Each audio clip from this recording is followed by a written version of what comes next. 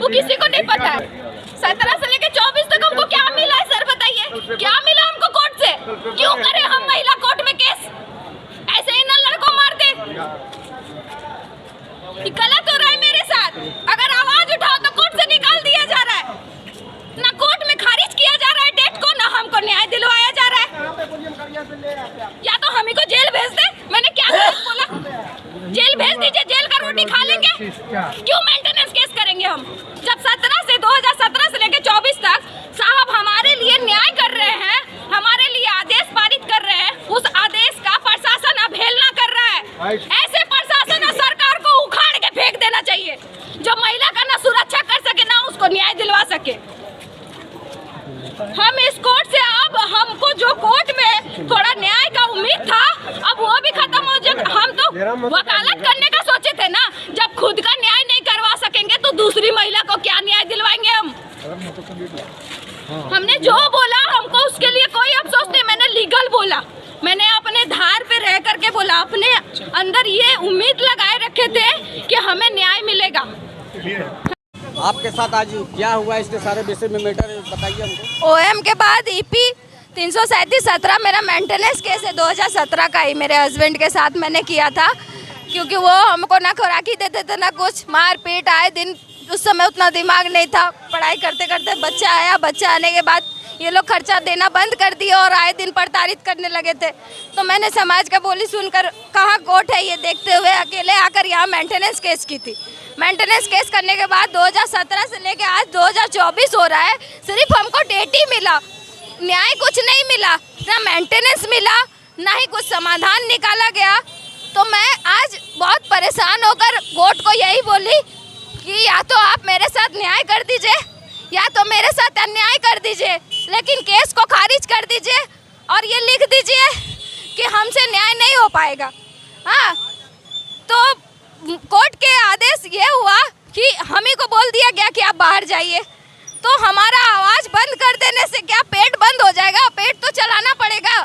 हम कैसे पेट चलाएं? अपने साथ साथ एक बच्चा भी है जो 7 दिन का था। आज मेरे पास 12 साल का लड़का है जिसको हम रख करके पाले पोसे। कोर्ट हमको मेंटेनेंस नहीं दिलवा रही है तो हम उस बच्चे को पाले कैसे? पति रहते अगर बीवी खर्चा उठाएगी तो वैसा पति को लेके हम क्या करें जो कमाते हुए भी बीवी को, बच्चा को और पैसा ना दे, खुराकी ना चलाए। गुजारा भत्ता बंद होने का इंतजार कर रही है कोर्ट। आज 12 साल का बेटा है मेरा, कल 20 साल का हो जाएगा, तब यही कोर्ट बोलेंगे कि उनका गुजारा भत्ता बंद हो गया। क्या इस चीज़ का इंतजार कर रही है कोर्ट? हम ये चीज़ नहीं चाहते हैं कि केस करके हम अपना पैसा सिर्फ डालें और अपने ऊपर मुसीबत ले। हमको न्याय चाहिए, बस इतना ही बोलने पर हमको कोर्ट से बाहर जाने को बोला गया। लेकिन ऐसा करना क्या शोभा दिया हमारे जज साहब को?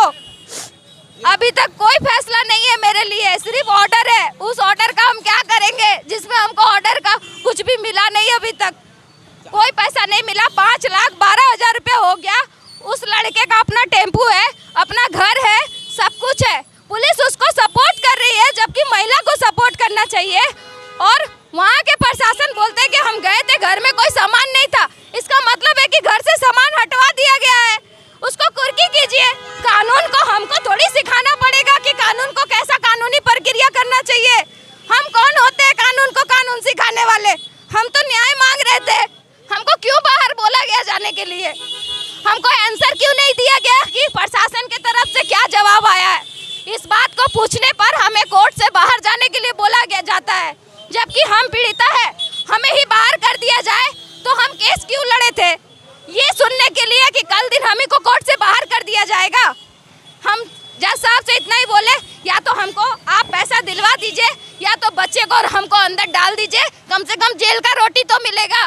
बिना गलती किए जेल का रोटी खा लेंगे। अभी आप गए थे कोर्ट में, जब गए अभी जब हाजत मतलब जहाँ हाजिर हुए, मतलब क्या आपका सवाल किए? वो कुछ सवाल नहीं किए, वो चुपचाप रिकॉर्ड देखे जा रहे हैं। और बार बार उनका सामने से जज साहब का एक ही जवाब रहता है कि थाना के दरोगा को शोकॉज करेंगे, थाना के दरोगा को शोकॉज करेंगे। जिस थाना के दरोगा को शोकॉज करने के बाद शोकॉज करने के बाद उनका कोई जवाब नहीं आता है और उल्टा सीधा जवाब आता है, तो क्या जरूरत है दरोगा को शोकॉज करके? इसलिए हम विनती करके साहब को बोले दरोगा को शोकॉज ना किया जाए और इस केस को आप खारिज कर दीजिए क्योंकि मेरे साथ न्याय नहीं होने वाला है।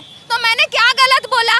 मेरी जैसी कितनी महिलाएं हैं जो दिन रात रोती है आकर के कोर्ट में मेंटेनेंस केस में, और वो उम्मीद करती है कि जज हमारे लिए न्याय करेंगे।